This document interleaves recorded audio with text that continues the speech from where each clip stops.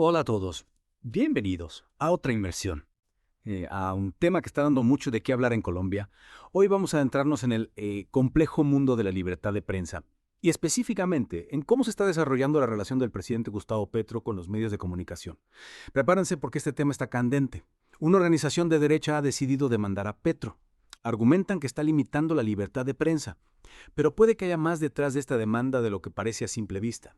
Sí, la situación es bastante peculiar. Lo que tenemos aquí es un caso donde la Fundación para el Estado de Derecho, que es una organización con una clara inclinación hacia la derecha, ha presentado una demanda en el Tribunal Administrativo de Cundinamarca. Su argumento principal es que Petro estaría violando la libertad de expresión y de prensa al criticar a ciertos medios de comunicación. Interesante. ¿Y en qué se basan para hacer una acusación tan seria? Bueno, básicamente señalan el uso que Petro hace de su cuenta personal de X, antes conocida como Twitter, para atacar y estigmatizar, según ellos, a los medios que publican información que no le conviene o con la que no está de acuerdo. Incluso han adjuntado algunos ejemplos de tweets como evidencia en su demanda. O sea que según ellos, Petro no puede ni siquiera cuestionar lo que publican algunos medios, ¿es así? Exacto.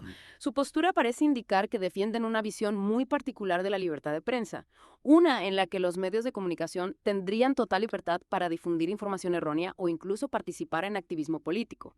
Eso sí, siempre bajo la apariencia de periodismo objetivo. Y por supuesto, el presidente no podría decir absolutamente nada al respecto. Espera. Me estás diciendo que, según esta organización, los medios pueden publicar lo que quieran, sin importar si es verdad o no, y que Petro no puede siquiera opinar al respecto. Esto suena un poco a que lo que quieren es controlar la narrativa, ¿no te parece? Sí, esa es una interpretación bastante válida de la situación. De hecho, la demanda no se queda solo en pedir que Petro se disculpe públicamente y deje de criticar a los medios.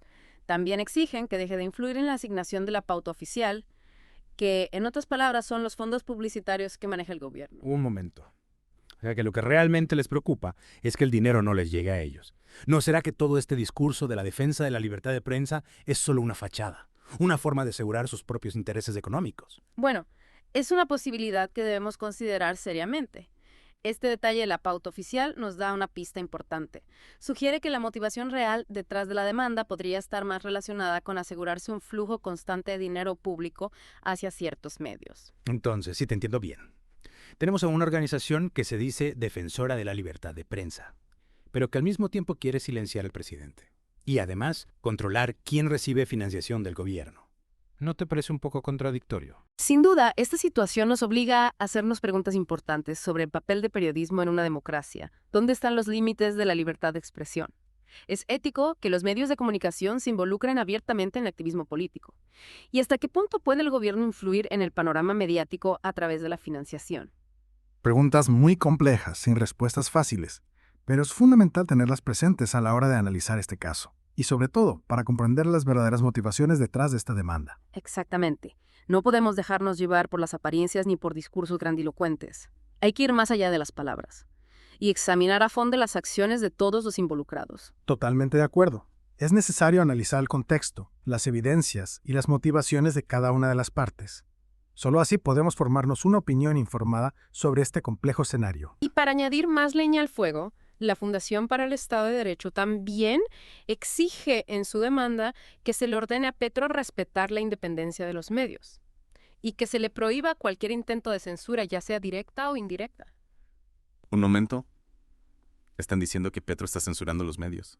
Pero no era eso lo que ellos mismos estaban denunciando al principio.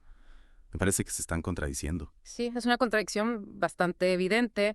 Por un lado, argumentan que Petro está silenciando a la prensa con sus críticas y por otro exigen que se le prohíba censurar. Es un juego de palabras un poco retorcido, ¿no crees? Es como si dijeran, Petro no puede criticarnos porque se censura, pero nosotros sí podemos exigirle que no censure, aunque eso implique limitar su libertad de expresión. Exactamente, y aún hay más. También piden que se garantice una distribución justa de la pauta oficial, evitando que se concentre en medios afines al gobierno. O sea que lo que realmente les molesta es que Petro no les esté dando dinero a ellos. Bueno, esa es una interpretación plausible. Su argumento de la libertad de prensa se tambalea un poco cuando vemos que lo que realmente buscan es un trato preferencial en la asignación de la pauta oficial. Es un poco hipócrita, ¿no? Se escudan en la defensa de la libertad de prensa, pero en el fondo lo que quieren es asegurar su parte del pastel. Es una táctica que se ha utilizado en muchas ocasiones. Se apela a un discurso noble y elevado para encubrir intereses económicos o políticos. Y en este caso parece que la Fundación está utilizando la libertad de prensa como una cortina de humo para presionar al gobierno y obtener beneficios financieros. Claro, porque si realmente les preocupara la libertad de prensa en general, estarían defendiendo el derecho de todos los medios a informar libremente, independientemente de su línea editorial. Pero no, aquí lo que vemos es una defensa selectiva solo de aquellos medios que coinciden con su visión política. Exacto. Y esto nos lleva a una pregunta clave. ¿Está Petro realmente atentando contra la libertad de prensa o simplemente está ejerciendo su derecho a la crítica y la réplica? ¿Está respondiendo a lo que él considera información sesgada o falsa? Esa es la pregunta del millón. Y no creo que haya una respuesta sencilla. Lo que sí podemos hacer es analizar el contexto, las evidencias y las motivaciones de las partes involucradas. Totalmente de acuerdo. No podemos dejarnos llevar por las apariencias ni por discursos grandilocuentes. Hay que ir más allá de las palabras y examinar las acciones. Y hablando de acciones, ¿qué ha pasado con la demanda? Ha avanzado en el Tribunal Administrativo de Cundinamarca. Sí, la demanda ha sido admitida por el tribunal, lo que significa que el proceso legal ya ha comenzado. Sin embargo, esto no implica que la fundación vaya a ganar el caso. Claro, es solo el primer paso. Exactamente. Ahora viene la etapa de presentación de pruebas y argumentos por parte de ambas partes. Y será el tribunal el que decida si las acciones de Petro realmente constituyen una violación a la libertad de prensa. Es un caso que seguramente generará mucha controversia y debate en los próximos meses. Sin duda. Y será interesante observar cómo se desarrolla el debate público y cómo reaccionan los diferentes actores políticos y mediáticos. Mientras tanto, nosotros, como ciudadanos, tenemos la responsabilidad de mantenernos informados, analizar la información que recibimos y formar nuestra propia opinión. Totalmente de acuerdo. No podemos permitir que otros piensen por nosotros. Debemos ser críticos, cuestionar lo que nos dicen y buscar diferentes perspectivas. Solo así podremos construir una sociedad más justa y democrática. Precisamente, hablando de buscar diferentes perspectivas, este caso nos invita a reflexionar sobre el papel de los medios de comunicación en la sociedad. Efectivamente, tienen la obligación de proporcionar información veraz y equilibrada o pueden actuar como plataformas para la propaganda política.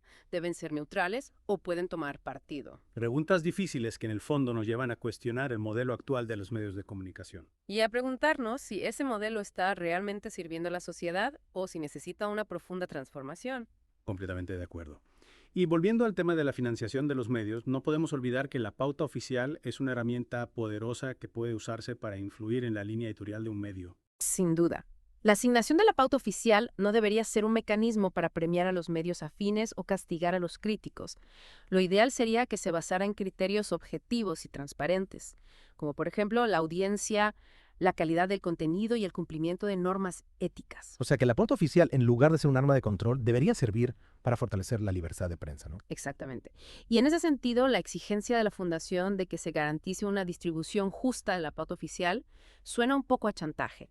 Es como si dijeran, o nos dan dinero o acusamos al gobierno de censura. Es una forma bastante retorcida de usar el discurso de la libertad de prensa para obtener beneficios económicos. Totalmente de acuerdo.